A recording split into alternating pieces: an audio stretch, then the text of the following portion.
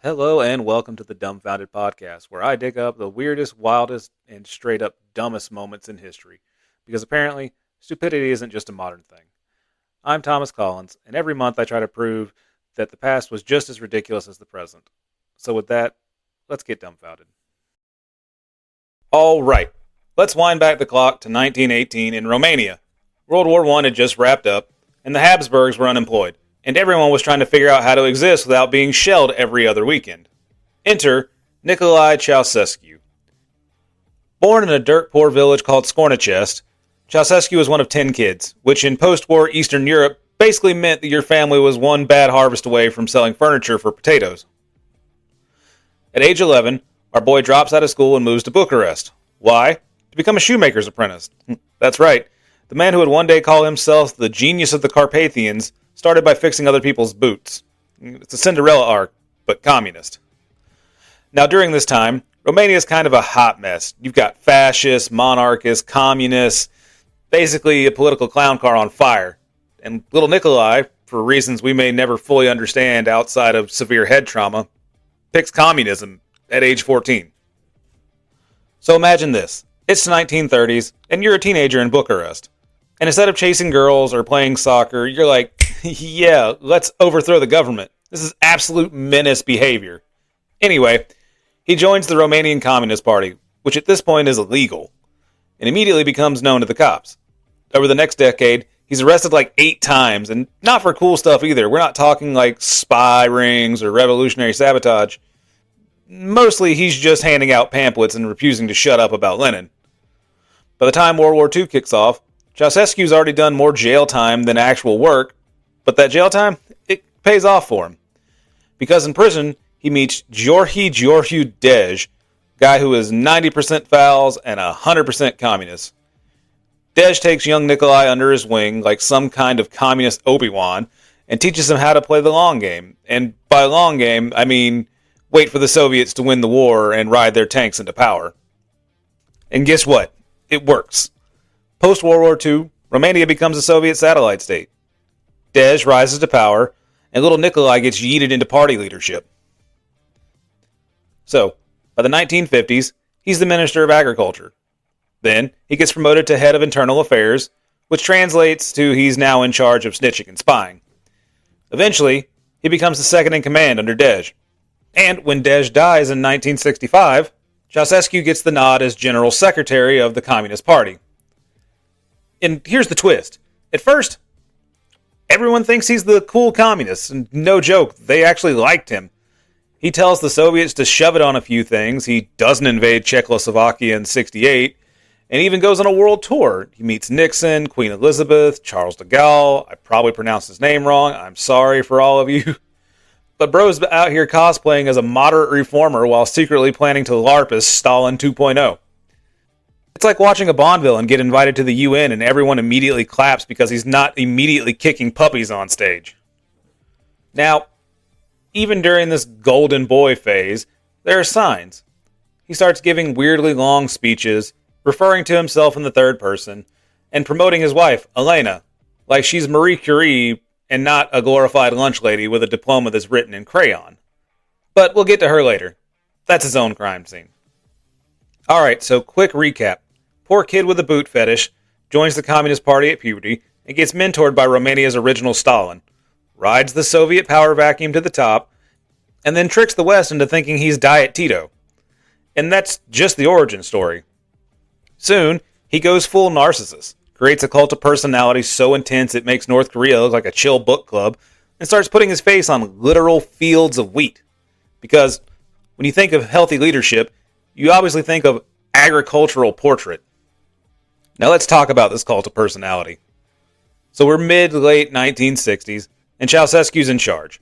People still think he's Romania's nice communist, and things seem fine-ish, but underneath that beige political exterior is a guy who's about to go full personality cult, like Kim Jong-un levels, but with less hair and more concrete. Alright, let's get this out of the way now. Ceaușescu was obsessed with himself. Not in a, man, I look good today kind of way. In a, let's build a literal religion around me kind of way.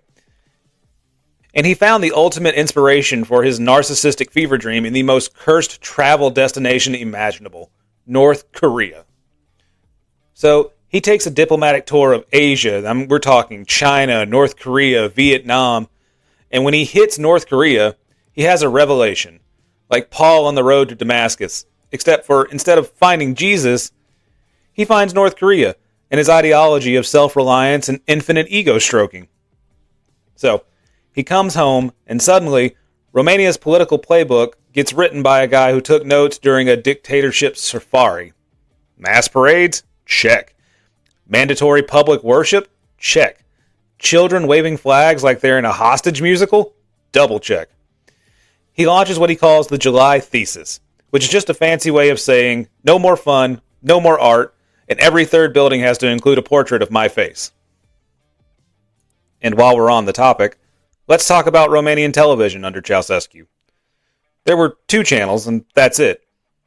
One of them got shut down. The remaining one aired about 2 hours a day, and 90% of its airtime was just Ceaușescu giving speeches. And not good speeches.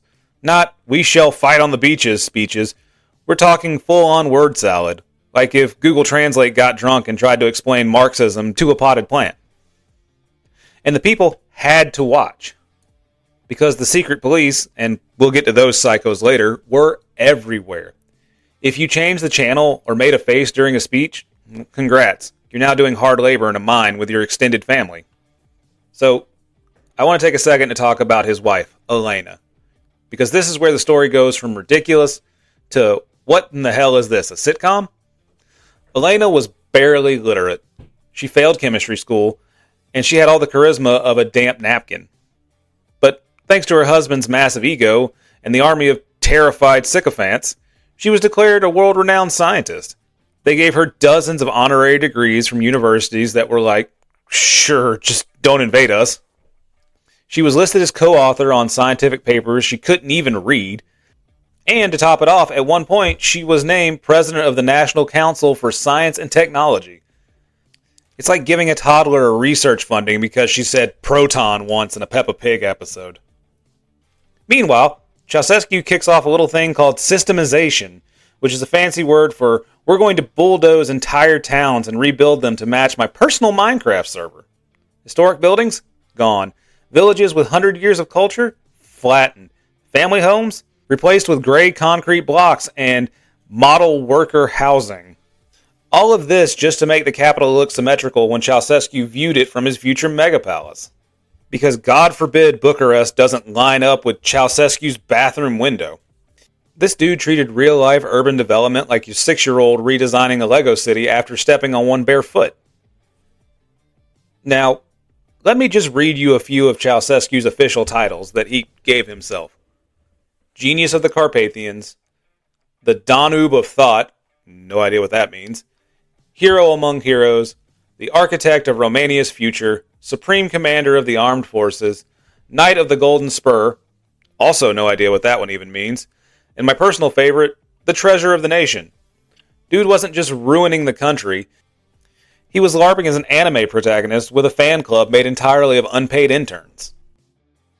So by the late 70s, Romania isn't being run by a government. It's being run by a married couple who are cosplaying as gods. Everyone's either terrified, starving, or faking happiness harder than the cast of a Chuck E. Cheese birthday shift. And Ceaușescu's about to take his next genius idea out for a spin. Let's micromanage childbirth and literally control the nation's reproductive system like it's part of the GDP.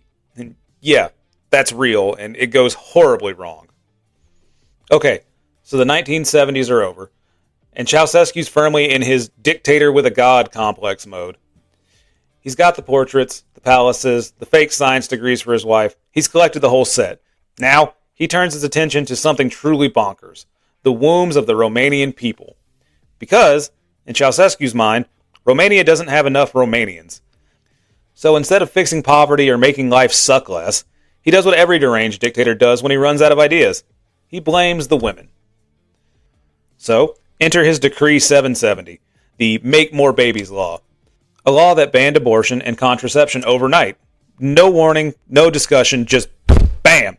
If you're a woman under 45, your uterus now belongs to the state. This wasn't just a policy. It was forced breeding with a propaganda budget. Posters went up saying, "The fetus is the property of the entire society," which is a weird thing to say unless you're a Bond villain trying to grow an army of clones. So here's the logistics of this insanity. Gynecologists were turned into government snitches. Women had mandatory monthly pregnancy checks at work. If you weren't pregnant and had no good excuse, the state assumed you were sabotaging the revolution. Miscarriages were investigated like murder scenes. And if you did have an illegal abortion, congratulations, now you're a criminal. It was the Handmaid's Tale, but with worse plumbing and more mold. So did this plan work? Kinda. Birth rates doubled. But here's the thing Ceaușescu didn't consider, because he was too busy measuring his next marble staircase. No one could afford these kids. Food was scarce, housing sucked, healthcare was collapsing, and people were freezing in their homes in the winter. And now they're supposed to raise more kids on 0 calories and 2 light bulbs a week? It gets worse. Thousands of parents abandoned their kids, leading to the rise of Romania's state orphanage system, which was just horrifying. Even the Soviets were like, dude, tone it down. Orphanages overflowed. Malnutrition, disease, abuse, you name it. A whole generation of unwanted kids raised in what can only be described as a government-sponsored horror movie. Now, while Ceaușescu's busy micromanaging uteruses, he also starts tanking the economy like it's a side quest. He decides that Romania will pay off all its foreign debt, which sounds reasonable, right? But how does he do it? By exporting everything. Food, fuel, medicine, everything to pay his creditors. And the Romanian people? They were left with shortages so bad it made Soviet Russia look like a Whole Foods. People stood in line for hours for bread, milk, and meat. Electricity was rationed to a few hours a day, and hot water, maybe once a week. And gasoline? You could only get that if you were Ceaușescu. There's a story of an entire apartment block being wired to a single street lamp because the power cuts were that bad. But hey, the country was debt-free. It was just completely unlivable. And speaking of that, let's talk food. In 1982, the government introduced a program called the Rational Eating Program, which is the most dystopian name for "you're not getting dinner" in history. The state literally published calorie maximums for citizens based on how much physical labor they did, which is wild because the only workout most people were getting was waiting in food lines. You ever stand in a line for 5 hours for a chicken leg only to get to front and hear, "Sorry, we're out, but here's some state-approved pickled cabbage"? That was Romania for a decade. Now, while all this is happening, Ceaușescu and Elena are living in basically a palace with gold doorknobs, fur-lined bathrooms, and imported Swiss chocolate. They had their own private baker who made them warm bread while the rest of the country ate boiled cornmeal and lies. He built himself a personal train car with silk curtains and a minibar and used it to tour cities he bulldozed. You ever see someone light money on fire while screaming about fiscal responsibility? That, but with statues. So, let's summarize what Ceaușescu achieved in this phase of his genius leadership. He criminalized contraception. He flooded the country with unwanted, starving children. He gutted the economy to pay debt that nobody cared about. And he did all of this while hoarding luxury goods like a Bond villain hoards monologues. And we're still not at the palace. Because when your people are starving in the streets, the obvious solution is to build the second largest administrative building in the world right after the Pentagon. So, it's the mid-1980s, and the rest of the Eastern Bloc is starting to wobble. The Berlin Wall's got cracks in it, and Soviet communism is on life support. But over in Romania, Ceaușescu looks around at all this collapse and thinks, you know what, I think I need a bigger house, guys. Let's do that. So let me introduce you to the People's Palace, which is hilarious because it's A, not for the people, B, not remotely modest, and C, technically still unfinished. This thing is a 4 billion pound concrete juggernaut. It's the second largest administrative building in the world after the Pentagon, except, unlike the Pentagon, this thing has chandeliers the size of school buses and marble staircases that were redesigned multiple times because he didn't like the way his footsteps sounded. You know, you've really lost touch with the reality when you fire your architects because the stairs aren't dramatic enough. So, here's the numbers that might hurt your soul. Over 700 architects were involved. 20,000 workers built it. It has 1,100 rooms. It consumes more electricity than most small towns. And get this, 70% of Bucharest's historic center was destroyed to make space for it. Churches, synagogues, parks, and homes, all bulldozed. Not relocated, not preserved, just vaporized, so Nicolae could have a symmetrical view. It's like if you demolished half of Paris so you could get better lighting for your TikTok dance videos.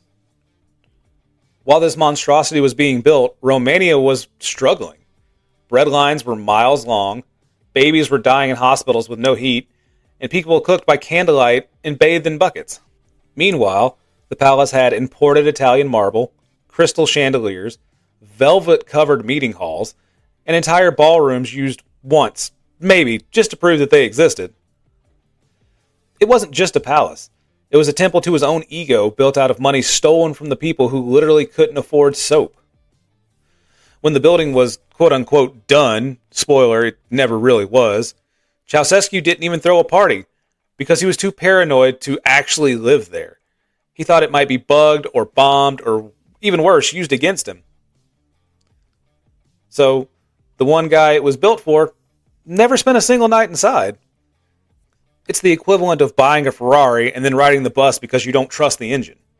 By this point, the rest of the world is like, hey, Romania, you guys okay? Because the reports are leaking out. Orphanages, famine, repression, economic collapse. It's looking real bad. So Ceaușescu doubles down. He tightens censorship, ramps up surveillance, and declares his palace a symbol of Romania's eternal future. Which is ironic considering he'd be dead within 4 years, and the same building would be used as proof of how disconnected he was from reality. Now, I want to talk about his secret police. The Securitate police force was so massive and paranoid they made the KGB look like mall cops. And by the late 1980s, Romania had one Securitate agent for every 50 citizens, plus millions of informants, neighbors, co-workers, family members, all potential snitches. You couldn't joke, sigh, roll your eyes, or even look tired during a speech without risking a visit to one of their friendly interrogation centers. At one point, someone got arrested for ironing over Ceaușescu's face on a newspaper by accident. Fast forward to December 1989. Eastern Europe is an open rebellion. Berlin's wall is down. Communism is crumbling. But in Romania, Ceaușescu still thinks he's invincible. He gives a televised speech to a huge crowd in Bucharest, and here's the moment the whole regime cracks. He says something along the lines of, "Long live the socialist revolution," and for the first time ever, the crowd boos. And you can see it on his face. Confusion, panic, shock, because nobody's booed him since the 1960s. He raises his hand to calm them, and the noise grows louder. The man who built palaces, rewrote laws, and made the nation starve just to worship him was finally hearing the sound of reality. Now these boos aren't just a, hey, we're a little upset. They are, hey, we might start tearing this place apart. And you can see him freeze. He looks to Elena, and she's confused. The camera cuts out, and the revolution begins. Within hours, protests are turning into riots. Police are overwhelmed. The army, who'd been propping up Ceaușescu for years, starts to waver. And here's where it gets spicy. He orders the military to fire on civilians.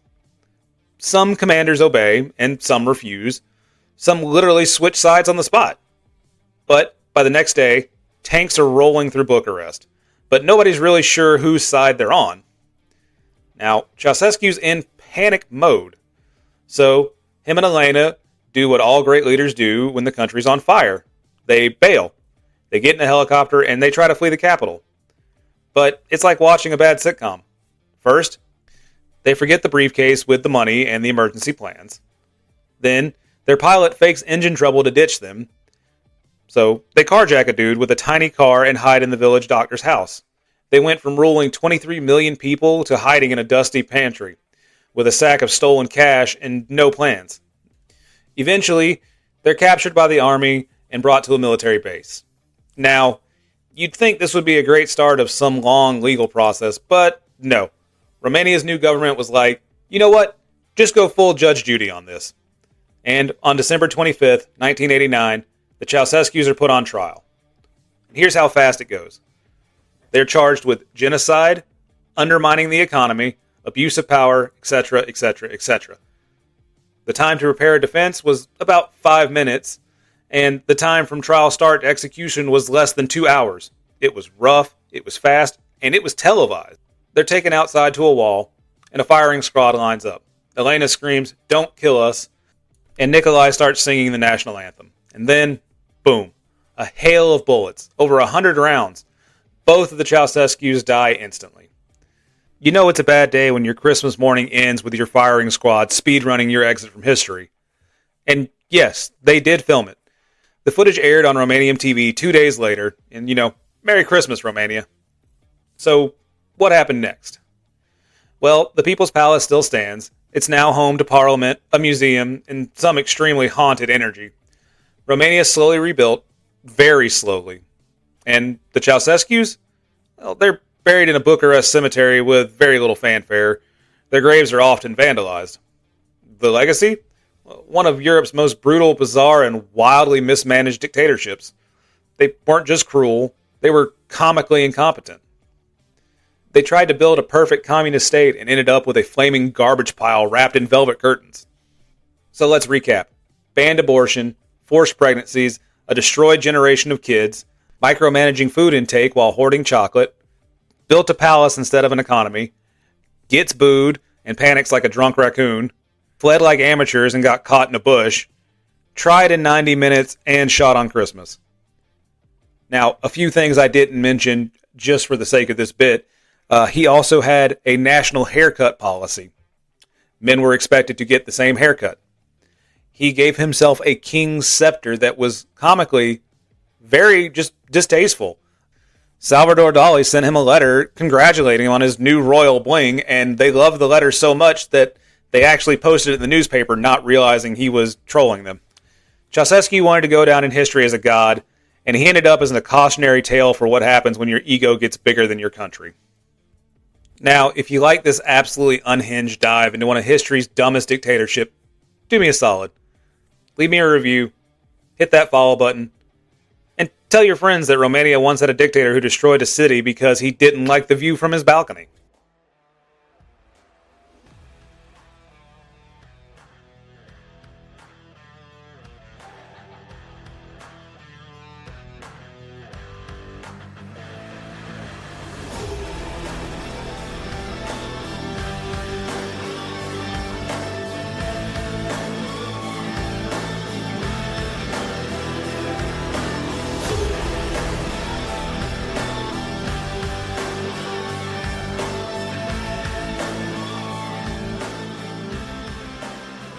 Well, that wraps up another episode of the Dumbfounded podcast, where history proves that being dumb is absolutely timeless.